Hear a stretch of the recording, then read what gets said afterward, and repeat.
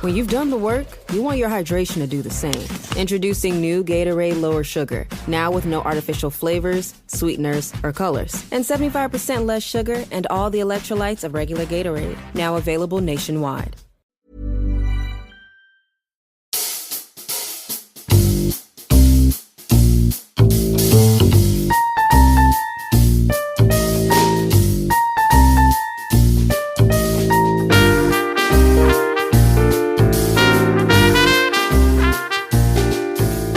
Okay, guys.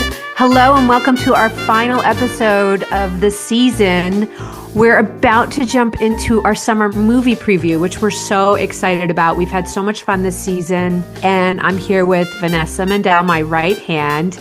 Hi, and everyone. Andrew, our producer. Hello. So psyched, guys. Okay, so guys, we're going to go through all the big summer movies, talk about what we think is going to be really good, what we think is not going to be really good, give a little bit of insider intel on some of these movies that we know about, and just get going. So, Andrew, I think I want you to start off because you just saw Devil Wears Prada. Yes. So that's like sort of the launch of the summer movie season. Mm-hmm. Although I did say I saw MJ over the weekend. I have some opinions about that. But why don't you start us off by talking about Devil? Yes. So I saw The Devil Wears Prada 2. I think it does everything that you want a legacy sequel to do. It hits the notes perfectly.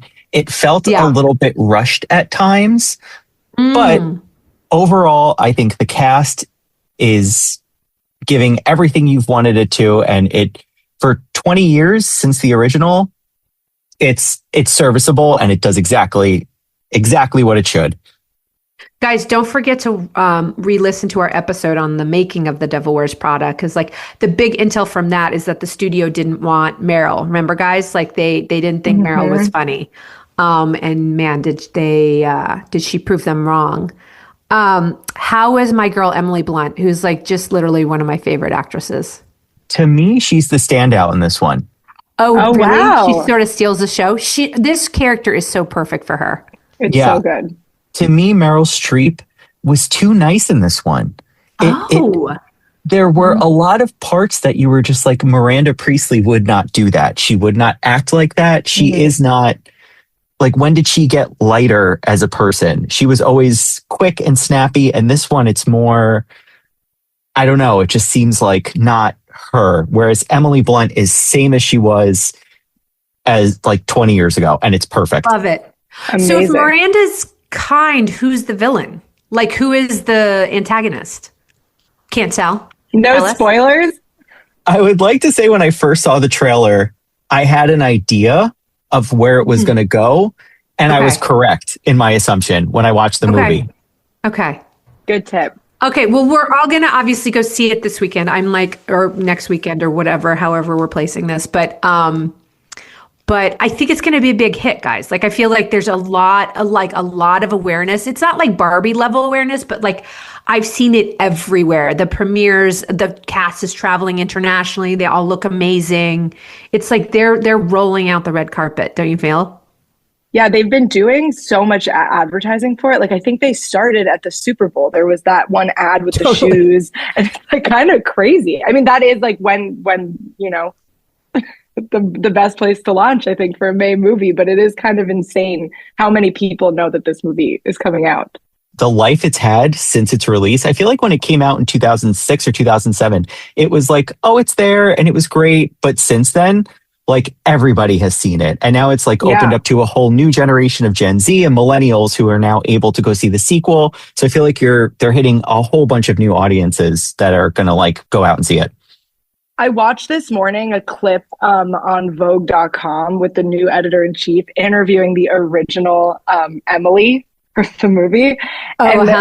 And like the original Emily from the book. And it's like they're almost kind of capitalizing on the success of the new Devil Wears Prada to help launch and like elevate Vogue right now. Totally. Like Vogue needs Devil Wears Prada more than Devil Wears Prada needs Vogue. Exactly. So true. Wait, do you guys remember me? Like, did I ever tell you? I think I did. My sister was Anna's assistant for like 6 years. And so my sister was literally like lived that life forever. But honestly has like the best things to say about Anna. Anna's like so loyal and helps those who help her. And so it's so interesting. But like the stories we would hear and that like during that time are like pretty extraordinary. Wow. That podcast episode, first Monday in May, you can listen to it on the Hollywood Gold feed. Right. Yeah, we unpacked all the so many movies. We've done so many movies. Jeez Louise. Okay, so that's The Devil Wears Prada. Also, speaking of which, you guys, I feel that Anne Hathaway is the hardest working woman in Hollywood, second only to Nicole Kidman, who, like, every time you turn around, Nicole Kidman's got a new movie or a new television show coming out. But, like, Anne Hathaway has this. She has Verity. She has The End of Oak Street. Like, she is always working. She has like 3 or 4 movies this year. It's crazy. It's like she kind of came back, because I do think there was a moment in time where we weren't getting Anne Hathaway movies, and it felt like she took a break from the business, and she's come back really strong. Like, all the movies that she's picking it's hard to make those. I mean, like, Nicole Kidman has hits and misses, but it feels like all the movies that Anne Hathaway is a part of all seem like they're going to be, if not critically acclaimed, like big hits. Pretty crazy. I totally agree. And then there's like obviously also the Princess Diaries 3 that Deborah Chase told us about that's finally happening right now. I mean, it's just like she's nonstop. It's insane. So the next thing I want to talk about, you guys, and I'm very interested to hear your opinion, is the Mandalorian and Grogu movie. Mm-hmm. You guys watch that trailer? Yeah. Yeah, Andrew, you're kind of nodding your head like with skepticism. Like, talk to me about your feelings. I feel like with Disney Plus, they kind of capitalized on a lot of their shows and stuff during the pandemic, but then they just kind of created too much content that it watered down their franchises. Like, I stopped watching The Mandalorian in the middle of COVID because I'm like, I have to catch up on 16 Marvel shows or this. So I saw the trailer for the Star Wars one. And it comes out May 22nd, guys, by the way. IMAX, big IMAX movie. Yeah, it just kind of feels like, what is it? Like, what am I getting out of this? It's just a Marvel movie repackaged with Star Wars branding. And to me, the Marvel formula is kind of like tapped out. Like, good guy wins. It's just too formulaic that I'm like, what's the real draw to this? A Baby Yoda? Like, I've seen it on the TV show, so now I have to go watch it in the theater in IMAX? Like, I don't know. I get that. I feel like of all the Star Wars like offshoots, the Mandalorian is the most, and maybe someone's going to kill me for saying this, but I think it's the most cinematic one. So like, I could see there being an argument for them turning it into a movie. I'm also skeptical like you, Andrew, but I'm curious just because these shows look so good. Like, they don't look like TV shows. The production value is pretty amazing. Yeah. I am a little bit suspicious of a Baby Yoda action hero. Like, there was a lot of shots of like Baby Yoda like doing major action, and I was a little like dubious about that. I appreciate the humor, and I do find Jon Favreau, who directed it, like kind of a genius. Like he's like got it all figured out, I think. And is a little bit of a master of the universe currently. So I would not put it past him to like sort of layer in a lot of stuff for all the generations. Like, he sort of grew up with the original Star Wars, which in my opinion are still the best Star Wars. And so I sort of feel like it's probably going to be better than we think. Do you agree with Andrew that there is like too much Disney Plus content? Oh, totally.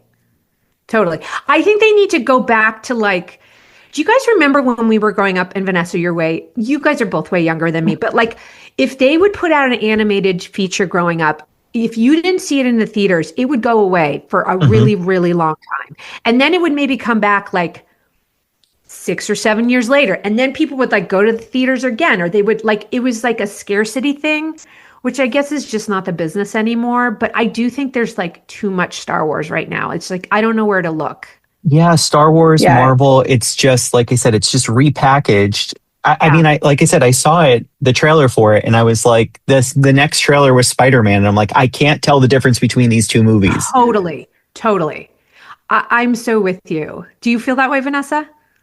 Yeah, I do feel that way. And like, I thought it was so interesting when they released this most recent Avatar that they were going to put out like a big theme park around the Avatar movies. And then they have backtracked that since. Yeah. I think that is so like indicative of like audiences not just jumping on any bandwagon because something exists. You know, people want to be entertained and they want to fall in love with it. And just because you can doesn't mean you should. I couldn't agree more. And I think like there's a little bit to like the novelty. Like I think people just want fresh. And this all feels a little bit like retreaded, you know? Yeah, it's a little stale. Like I'm excited about the Ryan Gosling Star Wars. I would say that's probably the next one that I'm like aware of and gonna get excited about. But like other than that, I'm like, oh my God, I'm a little bit done. We might be in the, you know, in the minority. I just couldn't tell you, and maybe it's because I'm not the biggest Star Wars fan. I really enjoy them, but I couldn't tell you in order what Star Wars movies have come out in the last 10 years. I literally don't know. I've seen some of them. I just literally couldn't put them in a line, you know? I 100%. I lost track. Yeah, I think it's make or break for Star Wars because Solo kind of panned or flopped in that respect. Like they really thought that was going to do its own thing. The end of the new trilogy kind of ended on a sour note. This is kind of its reboot, refresh back into cinemas before they apparently start a whole new trilogy. So it'll be interesting to see if this is the kickoff that they're looking for. I sort of think they should like let the theme parks do the work for a minute and just like take, you know, put one out every like 5 years or, you know, just just pull it back a little bit. I'm with you guys. Okay. Next thing we're going to talk about, we're pretty excited about. Oh, who knows if anyone else is, you guys, but this movie Backrooms. Have you guys heard about this? Yeah, you were telling us a little bit about it. And there's so many things I didn't know about this movie. It sounds really cool. Okay, so Backrooms is another cool A24 movie. It's based on this viral like YouTube series by like this 19-year-old kid. And so it feels a little Severance to me, right, guys? Like, you've watched the trailer? Yeah, there's something about it. Like a horror version of Severance. Yeah. Yeah. But like this is the youngest filmmaker ever employed by A24. I suspect the youngest filmmaker ever employed by anyone. And so there is like a ton of producers and sort of filmmakers that are on as producers, I think, to probably help someone who had never been in the studio system. So Osgood Perkins is a producer on it who's like really famous for Longlegs and The Monkey and a lot of movies that have like done very well in the last couple of years. So I suspect this will be pretty cool. But I think when you like put a lot of money in the hands of someone who like can barely vote, there's going to be like probably some issues, right? So we're super curious, but it looks great. It looks really cool. And I love Chiwetel Ejiofor. And I appreciate that they're launching, even if it's like, we'll see how it comes out, but launching the career and investing in young talent is pretty cool. Cause right now Hollywood is so averse to like hiring any filmmakers they've never heard of. Totally.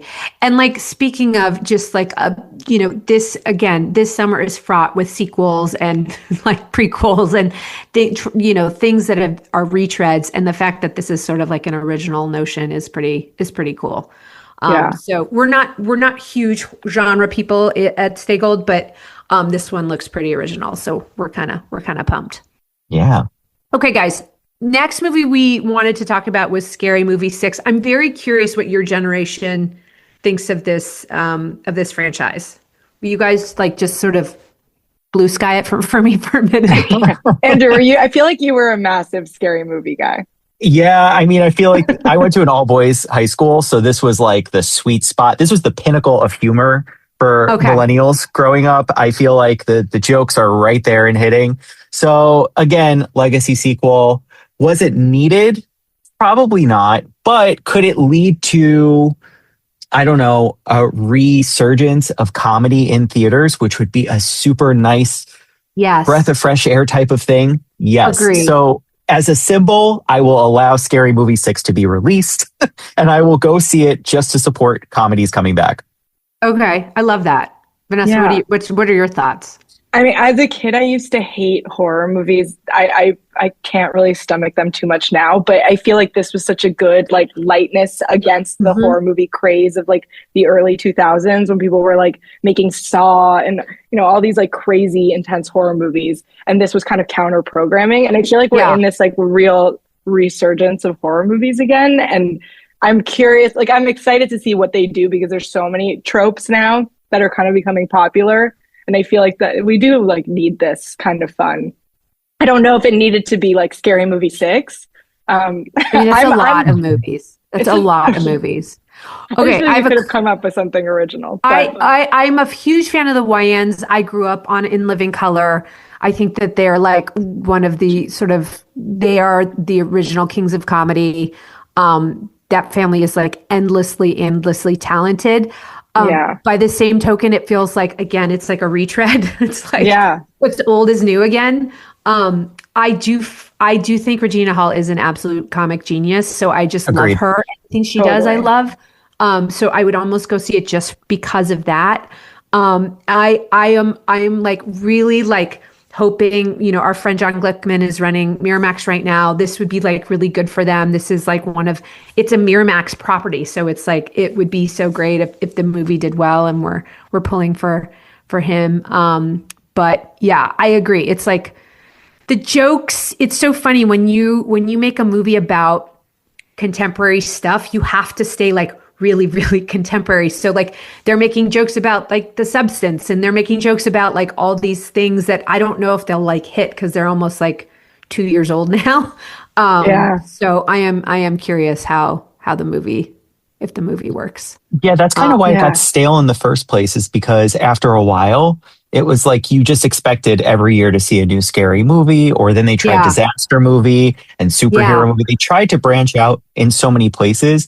And after a while, the formula is just like, why am I watching? It has no rewatchability. Like, you're not seeing that on a TNT 10 years from now because the jokes were of a very specific time. Exactly. Yeah, it's so about like staying in the moment. You're so right. And that's really what they're trying to do, like be very current, you know, as opposed to timeless. So I think that's a really good point.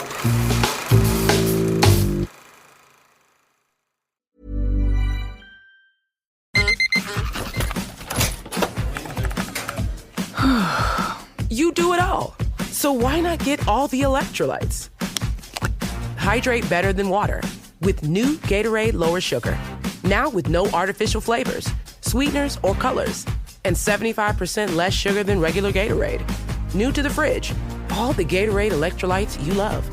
Gatorade Lower Sugar. Is it in you? Now available nationwide.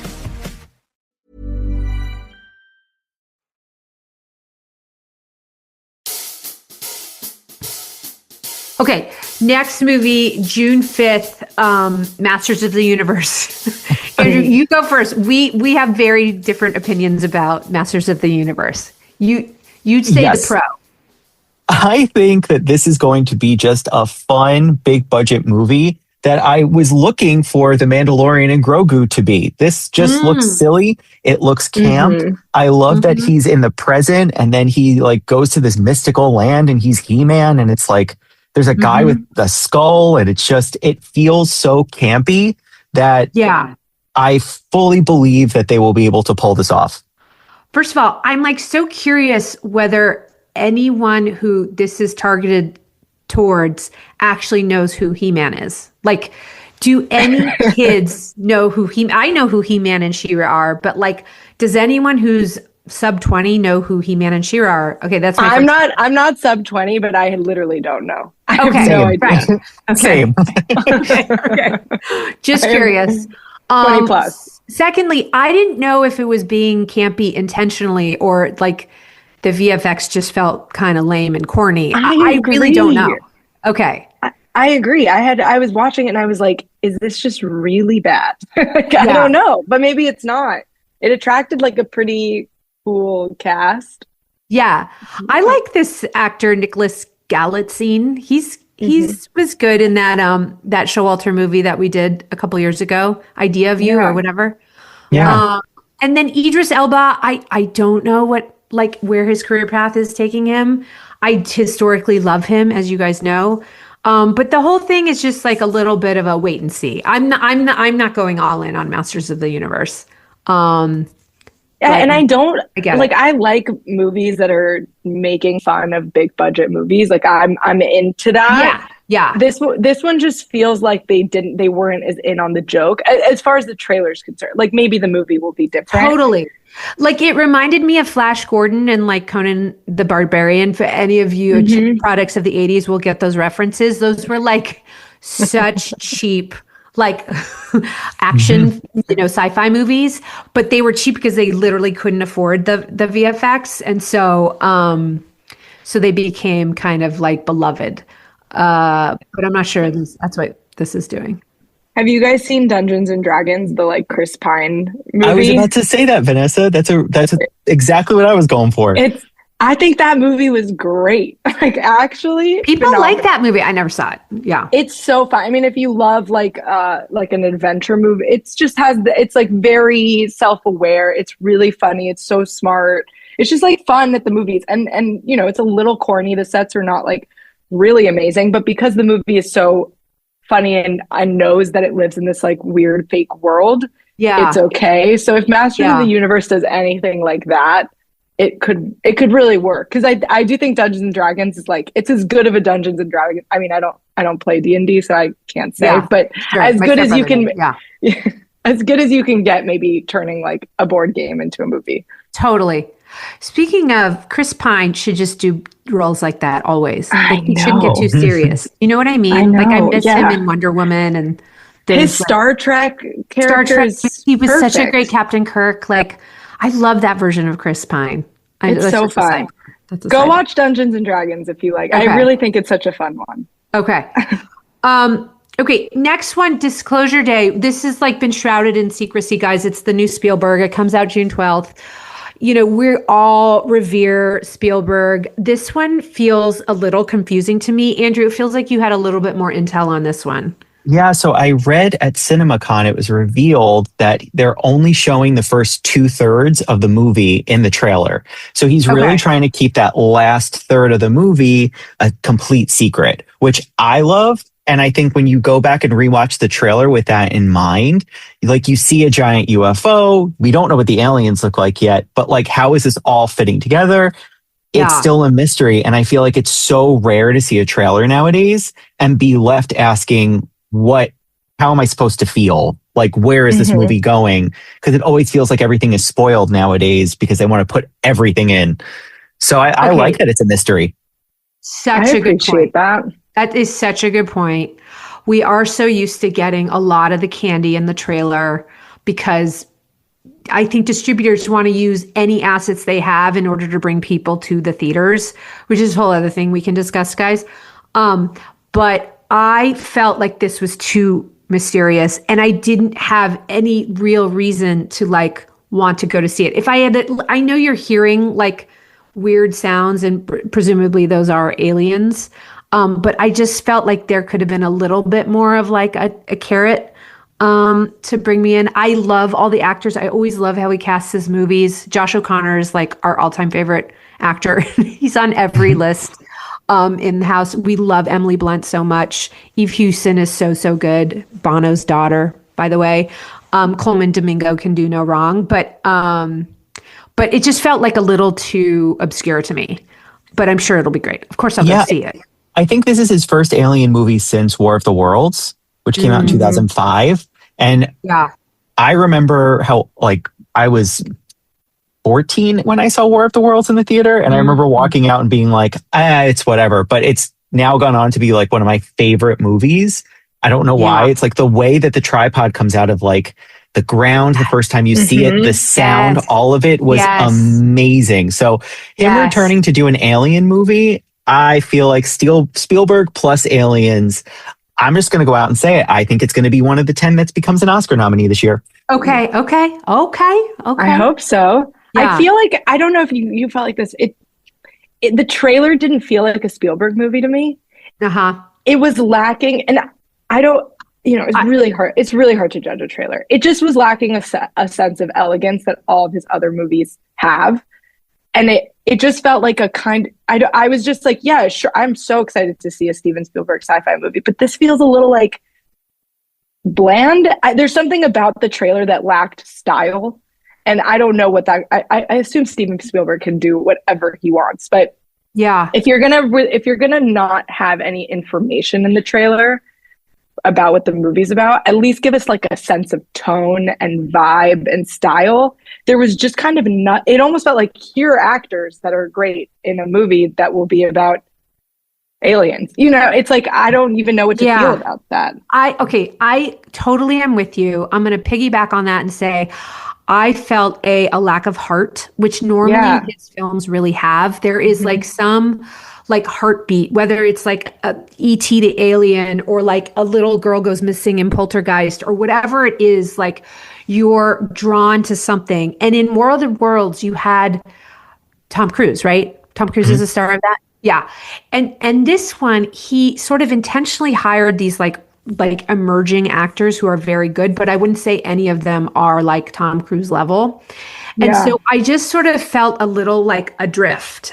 And that doesn't mean the movie won't like land the plane because like Spielberg is the star, but I just sort of felt like typically when I go all in for Jaws or E.T. or the Schindler's List or the hundreds of movies that I love that he's made, Empire of the Sun, there's always like a heartbeat. That like he's a filmmaker with heart, you know? So anyways, I'm curious. Yeah. It's possible it's just the trailer, you know, like it's just maybe not the best trailer. Yeah, I was in from the trailer, so it's super interesting that you guys are like, I'm not. I don't know. It gave me Cloverfield vibes. Hairs here. We're splitting hairs for a genius. Do you know what I mean? Yeah. No, it's probably going to be a very good movie. Yeah. Like what are you know? Okay, guys. Next big film, which I think could be like the biggest film of the summer. June 19th release, Toy Story 5. I just sort of felt like the premise was like going to resonate with parents and children alike, which is like toys fighting against tech and like fighting for the attention of the child. And it makes me like well up. As you guys know, I well up easily, but I'm like, yeah, this is the fight of our generation. Like losing our children, losing to iPads and like social media and phones. And it's like something I struggle with every day in our household. So I just felt like it was a story that felt resonant and relevant and not just like another Super Mario Brothers, you know, like it felt like it had purpose. So I'm all in on Toy Story 5. Yeah, Pixar's just so good at picking the like very simple stories. Like I think everyone's trying to tell the story of like the threat of AI and the threat of technology and just like keeping it super simple, and the toys are feeling threatened. It's so human and it's so relatable, and it's even if it's not like we're not talking about technology, that's just like a relatable life thing. It just keeps it so simple and so clean. And so I think that like Pixar just has that so dialed. It's so hard to do. Yeah. And I just feel like this is going to be awesome. Totally. Yeah. I would say when it comes to saying there was like heart, you didn't feel it was in the Disclosure Day one. For me, zero interest because I did not like Toy Story 4. I felt like, what are we doing here? I didn't even see Toy Story 4. Was it bad? Yeah, there's just no point to it. It was just like... I didn't see it either. Yeah, Toy Story 3 was so good. Did you watch 3 and 4? Yes, I've seen every Toy Story because I love them. Well, then you're like the expert. We're just like... I loved Toy Story 3. It ended on such a good note. Like you cried. There's a reason why it was nominated for Best Picture. Like it was that good. Then Toy Story 4 came and it just felt like, okay, we're here, but why? And I had zero interest in seeing it. And then I saw the trailer and was like, and I'm in. Like I am now. And we're back. And we're back. Like it's a new story. I feel like they're just doing something right that's pulling at my heartstrings. So I wasn't going to go see it till I saw the trailer. Yeah. Well, it's so funny when, you know, we did the episode this year. Which episode did we do the animated feature on? The Incredibles. The Incredibles. And how that was like a golden era of Pixar. It was like Ratatouille, The Incredibles. Like it launched like, just like they could do no wrong. And I felt like Pixar sort of felt like the last few movies, I haven't cared. Like they haven't felt relevant or resonant and this just sort of like, I was like, okay, they're back. Or I hope that, Yeah. It's like since Inside Out, we really haven't had like an excellent Pixar movie. Totally.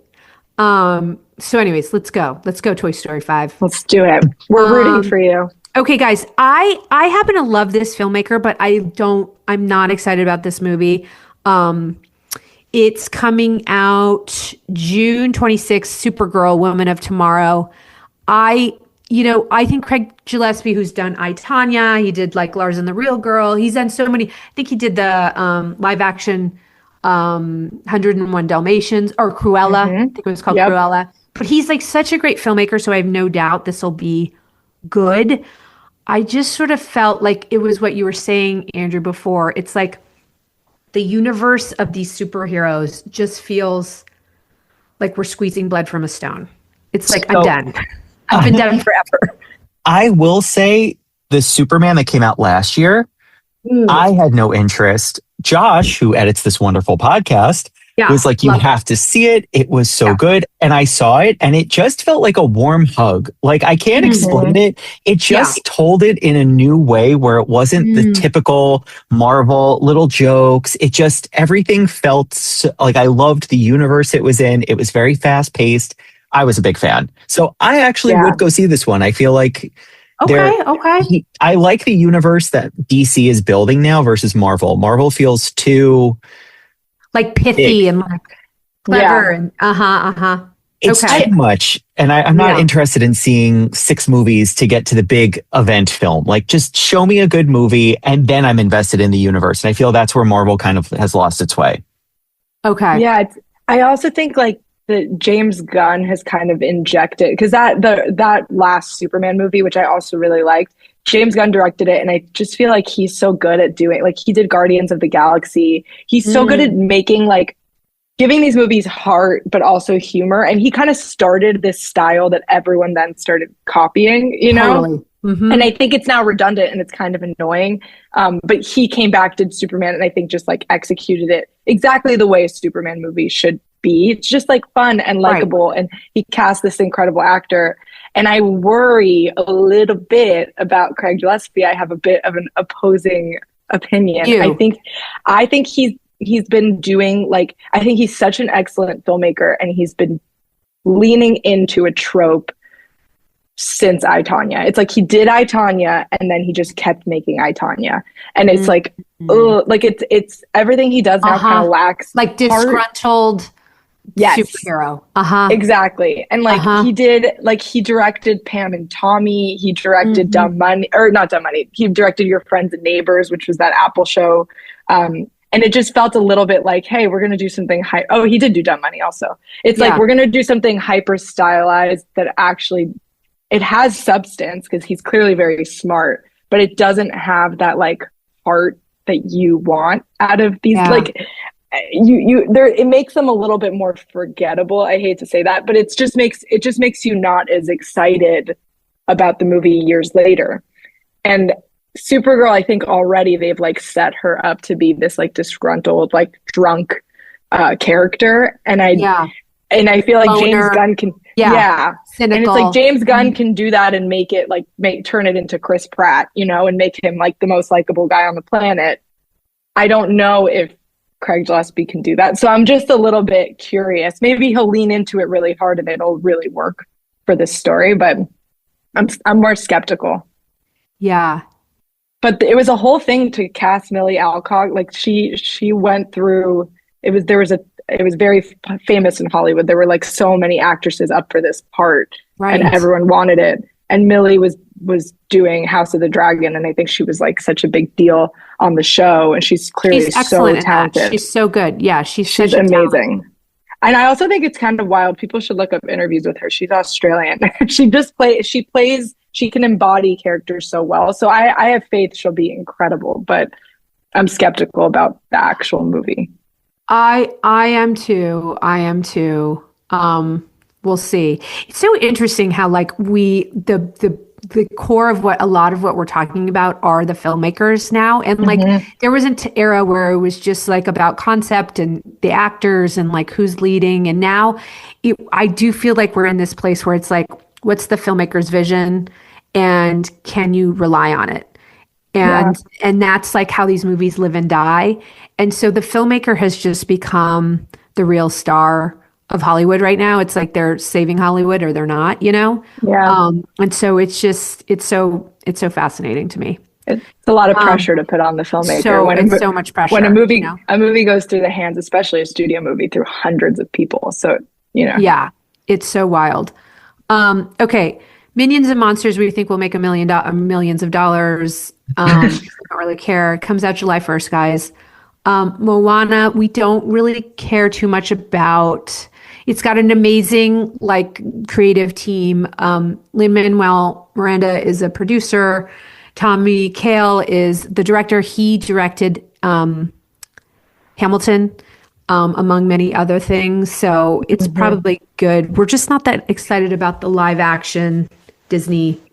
Are we, guys? No, I feel like with Lilo and Stitch, it did so well because it's existed since 2003. It has super big international appeal.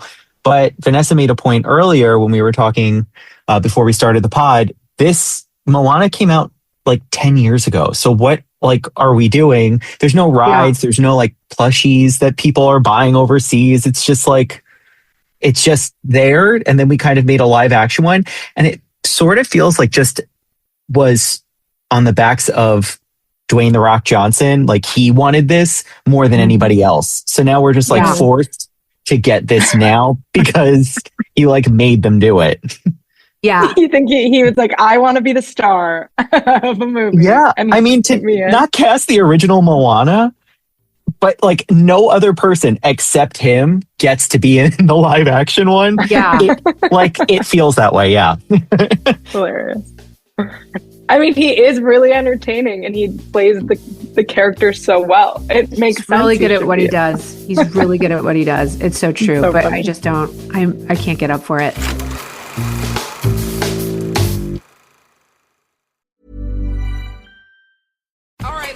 When you've done the work, you want your hydration to do the same. Introducing new Gatorade Lower Sugar, now with no artificial flavors, sweeteners, or colors. And 75% less sugar and all the electrolytes of regular Gatorade, now available nationwide.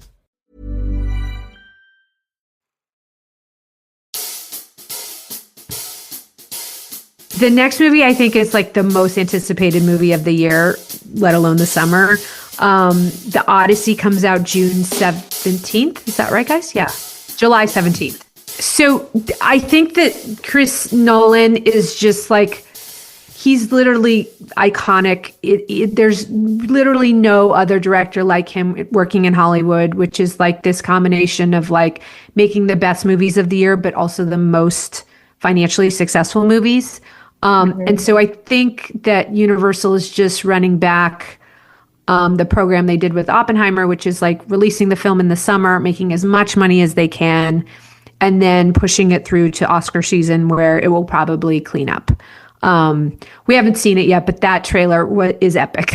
It's epic. And I mean, the story of the Odyssey, like I almost don't even care how it's not precious enough of a story that anyone's gonna like poke holes at it, you know, with like, oh, you didn't follow the book. Totally. Like no one's like reading the Odyssey and like wanting him to make. So I think it's already like a known story that works so well, and doing it the Chris Nolan way, everyone's just we're just gonna melt into the palm of his hands. We're all gonna be like, yes, exactly. We're all in.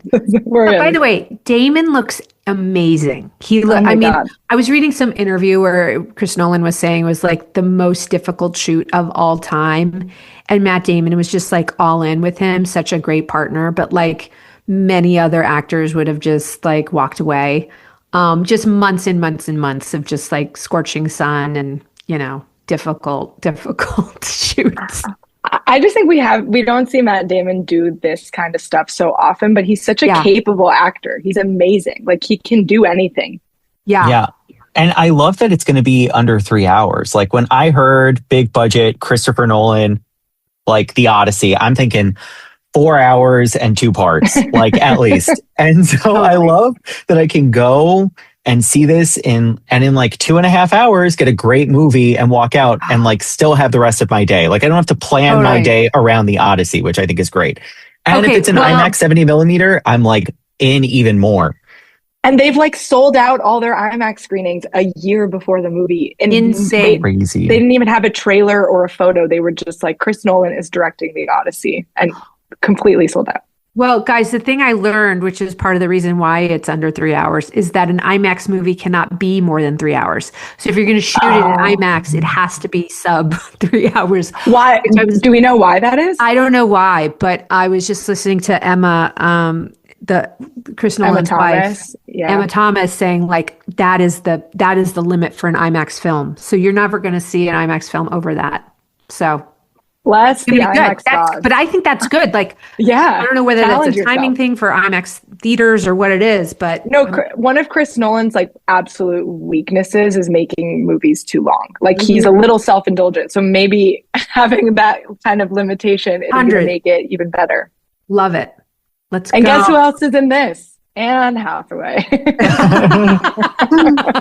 We failed to mention the fourth movie that she's a part of. Oh my God, she's like incredible. That's so amazing. Keeps working. Oh, she is working. Chris Nolan made some funny line about like it would be easier to say who isn't in this movie, but it's Matt Damon, Tom Holland, Anne Hathaway, Robert Pattinson, Lupita Nyong'o, Zendaya, Charlize Theron, Benny Safdie. I mean, it's crazy, you guys. This is like, these are the coolest actors of our generation. I mean, I think we've talked about this before, but there are probably 7 or 8 directors that like you ask them to read the phone book and they will say yes. And Chris Nolan is one of them. I think if someone's asked to be in a Chris Nolan movie, they just say yes. Yeah. What is cool about his movies, I will say, is some directors do indulge and are like, oh, I have access to everyone, so I will. I feel like Chris Nolan's pretty good about getting really creative and not, picking the most obvious people. Yeah, I totally agree. Cool. Guys, Spider-Man, Amy Pascal is a brilliant producer. We have no doubt it'll make a ton of money and be very good. Yeah. And Tom Holland's like, I think, the best Spider-Man. Yeah. He's great. Although I have a real place in my heart for the Tobey Maguire Spider-Man. Maybe that was because he was like the first modern era Spider-Man. Yeah. I mean, those movies, I still rewatch them. No, I still rewatch those. I love those movies. Yeah. I just think like in terms of like, I mean, Tobey Maguire was great, but when you actually look at them side by side, it's like Tom Holland looks like a high school kid. Tobey Maguire looks like he looks like he's 32. Yeah, totally. I will say this one, it kind of like is the same way I feel post Marvel's Avengers, that big one, the Endgame one. Like the last Spider-Man had Tom Holland, and then it had Andrew Garfield, and it had Tobey Maguire, and it had all these like different. It just ended on such like a perfect note, and now we're going back in, and it's like, look at them now, and it's like I don't. Like, why? Why do I want to? Yeah. I don't want to go. I don't just, I'm sure he's doing fine. I'll see him in an Avengers movie. I don't need a solo spinoff anymore. Totally. Yeah. It's so true. Okay. Guys, I did want to mention this movie that comes out July 31st. It's a Greg Araki movie called I Want Your Sex. It's with Olivia Wilde and Cooper Hoffman, and Charlie XCX is also in it. I just wanted to note it. I don't think it's going to make like $1 bajillion, but I've heard it's really, really cool. And it's like a romp. He's also like Greg Araki is one of those iconic indie directors that's been doing really cool movies and kind of staying outside of commercial Hollywood and just kind of doing whatever he wants. And he's like a real artist. So it's cool. It's cool to have those people. It does not feel like a Greg Araki movie. It feels like way more lighthearted and funny. So I'm just curious how it does. But I've heard that it's really cool. So curious about that. It was at Sundance, and I think it did very well. Exactly. Vanessa, do you want to mention anything about Ice Cream Man? Yeah, so I mean, like I've mentioned so many times, I'm not the biggest horror fan, but I was at the Toronto Film Festival this year, and I went to an Eli Roth hosted party, and he like stopped the party while everyone was like mid drinks and pulled out like a TV screen and was like, I'm going to present to you guys my next movie. And it was Ice Cream Man. And he showed us a teaser and like got everyone in the room all excited and hyped. I also think it was partially a way to raise a little more money. But like anyone looking to be in film. But anyways, I'm just so curious. I think he's approaching making this movie in a very different way. And I feel like he is kind of that way as a filmmaker. Like he just does things a little bit left of center. So it'll be interesting to see. It comes out August 7th. Again, it's like so hard for us to comment on horror because we're just like not horror fans, but worth noting for sure. I feel like they're releasing it when they are because they're just looking to make it the Halloween costume. Like, you know, okay. Ice Cream Man costume, so smart, totally. Because last year, Weapons was same exact time, and who was everyone for Halloween? Aunt Gladys. They know what they're doing. Iconic. Oh my God. But not everyone's Zach Kreger. That Weapons filmmaker is so incredibly talented. Okay. Cool. So a couple other movies we're going to mention that are in what typically are the dregs of August, although Andrew, you make a really good point that Weapons did so well being released around that time. But our wonderful, amazing, gorgeous co-star of our movie, Toomer, is also one of the stars of a movie called The End of Oak Street, which J.J. Abrams is producing and David Robert Mitchell directed. David Robert Mitchell is most well known for a movie called It Follows, which is like, it was one of these horror, like romantic crossover movies that felt really cool at the time. And then we actually we're part of a movie he did called Under the Silver Lake. So he's a really, really cool filmmaker, although albeit little unpredictable. But this movie looks really cool. It's curious that it's being released in August. Feels like a big concept. It also stars Anne Hathaway. So we'll see how it is. But we know there were some reshoots on this movie, and it's probably been a little bit of a puzzle because it is a big concept. But the trailer is really cool. Yeah. The trailer is really cool. I mean, the concept of it is like the neighborhood has been ripped out of modern times and put into like a Jurassic era. And I think you watch the trailer and they do a really good job of withholding like seeing any dinosaurs, but you're obviously building to that. So it's such an interesting trailer. It's really cool. It feels like a classic original J.J. Abrams concept, feels like a little reminiscent of Lost and a lot of things that like he's done. And so I think I'm just all in for original ideas. So I'm hoping this works.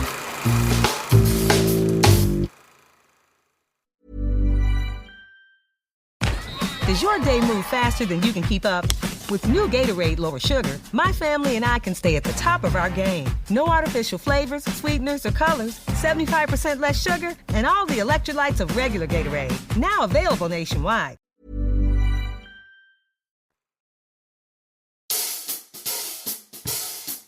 We're going to talk about The Dog Stars, which is being released August 28th. It's a Ridley Scott movie. Ridley Scott is like, I'm pretty sure he's 90 years old, you guys. So the fact that he's still directing is like just incredibly iconic in its own right. But this stars Jacob Elordi, Josh Brolin, and Margaret Qualley. You guys, what are your thoughts on this one? I mean, Danielle, we were talking about this a little bit before, and you hadn't seen it, and then we showed you the trailer. I was like, I think it's worth mentioning because Ridley Scott has been making some very interesting career choices, and I think he just can at this stage. But this feels like such an original, interesting movie for him, especially now in his career. It just feels so different from all the like bigger things that he's been making. It feels a little bit, it still has that, the scope, and it's like a crazy world, but there's just something about it. Maybe it's a great trailer, who knows, but it just feels like a really interesting original idea. And we just need more of those. And I feel like it's the kind of role that Jacob Elordi should be doing. He's been doing all these like, I don't know, like artsier, like hyper intellectual films instead of like making like a meatheady, like Tom Cruise movie. And I think it would be really fun to see him do this. And I think he'd be really good at it. Yeah. Yeah. It's interesting because I'm just looking up his last few movies. He went from like Alien Covenant to House of Gucci to Napoleon to Gladiator 2 and now this. It's like I could never, if you just showed me and said that the same person did all of those, I'd be like, there's no shot. Like, what is that person doing all these different movies so for? Unpredictable. But I feel like if he could make this almost like I don't know. The trailer really got me. I hadn't heard of it, and now I saw the trailer, and I'm in. It kind of gives me the Last of Us TV show vibes, and I love that show. So I'm excited for this one. I wasn't, and now it looks like something I'd want to go see in the theater. Yeah, and it's also a cool cast, like Margaret Qualley, Josh Brolin, Allison Janney. Like, it's cool. Yeah. I'm a little on the fence. I think I mentioned to you guys, I really love Jacob Elordi. I think I have a hard time picturing him as an like out and out action star. And because I so just envision him with like, as I was saying to you guys, like a hipster with like a dog-eared Catcher in the Rye and like a Strand tote bag, like he's just always kind of like, like not me. And so I think this is probably the things he should be doing. Like he is obviously becoming one of the greatest stars in Hollywood. He is, bankable. He's handsome. He's talented. He's all those things. I feel like he's a little reluctant to like be this guy. Whereas like Tom Cruise or Brad Pitt or Glenn Powell or whoever is named the guy are like there's a lot more bravado. So you're like, yeah, I buy this. So I feel like it's a little bit of a hang up I'm having about Jacob Elordi, which I shouldn't, because like, who cares? But I think that's why I'm a little bit like wondering about this. And then I'm also wondering about the release date for Ridley Scott movie at the end of August, which is like typically the dregs. But we'll see. Like they're maybe burying it. Yeah. Well, I was reading online, and I guess he had shot or was planning to shoot this Bee Gees biopic, and then this movie. I assume that the script kind of came to them, and they thought it was cool, and he was like, "I'll do this." So I feel like it is like a movie he kind of just slipped in that was a little bit not, unpredictable. Totally, probably simpler, less scale than like a Gladiator. That makes so much sense. And it's based on a book. It's already like got the source material. It reminds me of, when we talked to Callie Curry so long ago about Thelma and Louise, he was just like, I'll do it. Like he's just clearly a filmmaker who just like likes to work and like, there's like no fuss, no muss about like a filmmaker who's made like 50 movies, he's just like, here's another one. Let's go. I'll also add that the writer of this movie wrote The Revenant and Twisters. Oh. I just saw that too, so I was shocked. I was like, The Revenant and then Twisters. What a career that one's going. And also, I kind of buried The Boys in the Boat. Also, that is really cool. Okay, guys, that's pretty much it. Oh, one other movie we wanted to mention. I think it comes out in August. Is One Night Only, which is Will Gluck's new movie. Will Gluck did Easy A. And also did that Sydney Sweeney Anyone But You. Anyone But You, yeah, which I wasn't a huge fan of, but like everyone else was. But it stars Monica Barbaro and Callum Turner, some like just the most attractive people. We're hoping they have chemistry. Love a rom-com, a smart rom-com. So I have a little bit of hope. By the way, the poster looks really hot. The premise is two strangers try to find love on the one night a year when premarital sex is legal. So this might be like a future world. Oh, it's an alternative world. Okay. Interesting. So it's The Purge, but with sex. The one night a year. I'm in. I'll totally, Yeah. I'll watch. I love that. It's also got this like very cool New York, like additional cast: Maya Hawke, Julia Fox, Esty Haim, Z-Way, King Princess, like all these cool New York people. Yeah, so I love creative casting. The Safdies do a lot of creative casting that way, and I always love it. Where you're like, oh, that's the perfect person for that. But like, it's not like they're coming in on casting couches, Totally. You just got to think about them. Okay, guys, that was so fun. Love you. Oh, before we go, I want everyone to give their top 3 for the summer. So what are your top 3 picks? And they can be the films that'll do the best and be the best. So my top 3 picks what are yours? Summer are gonna be obviously going with The Odyssey, going with Toy Story 5, and I'm gonna go with Devil Wears Prada. Those are my top 3 picks. I'm not saying they're going to make the most money, but I think those are going to be the films that like stand the test of time. Totally. I feel like mine are, and my list, I think, is just more so like, what movies am I actually going to go to theaters to see? Mm-hmm. I think The Odyssey. Yeah. Devil Wears Prada. Yeah. and Disclosure Day. I think I'm most excited for those. Okay, cool. Yeah. Mine is Backrooms. Cool. Super excited for that one. Disclosure Day. Yeah. And The Odyssey. Guys, we just got to admit it, like you got to admit the ones you love. Great filmmakers making great movies. That's right. I think there is a real excitement in the air, guys, that that distribution companies are now saying that they'll give 45 to 60 day windows before putting them on PVOD and SVOD. That is going to make theaters a lot more relevant, allow them to make more money, and make the theater going experience a lot more special. So everyone in Hollywood is a little bit hopeful that like theaters are not dead. Yeah. And with Project Hail Mary and Michael doing so well in the last couple of weeks, I think everyone's really hopeful that like there is a place for movie going. So it's good. Totally. It's good for us. It's an exciting time. It's going to be a great summer. Yeah. All right, loyal listeners, we love you guys so much. We're going to put together a lot of great episodes for the fall. Don't forget to like and subscribe so that when we come back in September, you are ready for your new episodes. We love you guys so much, and thanks for listening. And don't forget to stay gold.